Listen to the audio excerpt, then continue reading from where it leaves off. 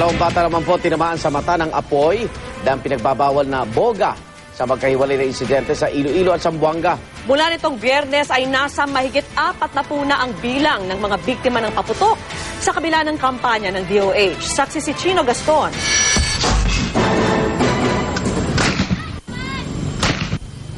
Kung batid mang ipinagbabawal ng Department of Health ang pagpapaputok ng boga, tila nagbibingi-bingihan dyan ang mga residenteng ito ng Kinapawan City.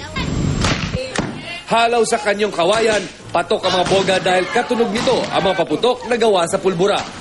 Mura dahil pwedeng ulit-ulitin ang pagsindi sa bakal o PVC at madali pa raw sindihan, sabi ng ilan. Pero maling akala yan ayon sa Department of Health dahil ang boga, isa raw kanyon ng disgrasya. Katunayan, sa magkakahiwalay na insidente sa Iloilo at Zamboanga, dalawang batang nadilaan ng apoy ng boga sa kanilang mata. Ang resulta, corneal abrasion na nagdudulot ng pamamaga at pananakit ng mata, pagluluha, pati na paglabo ng paningin. Ang problema kasi sa boga, sinisilip nila matapos nilang kalabitin yung gatilyo at sumabog na. Napipilitang silang sumilip dun sa butas, nagkakaroon ng backfire. Nahagip yung mata nila, kaya nagkakaroon ng eye injury.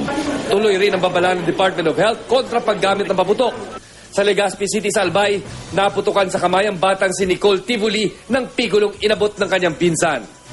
Mula December 21, umabot na ngayon sa 44 ang mga nasugatan sa bansa dahil sa papaputok, base sa tala ng Health Department. Kaya paulit-ulit na panawagan ng DOH sa publiko. Mga bata, wag na kayong gumamit ng paputok. Ilang araw na lang, nagdiriwan tayo ng bagong taon.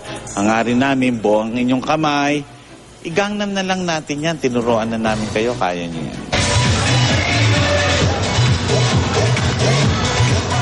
Ako si Chino Gaston ng inyong saksi.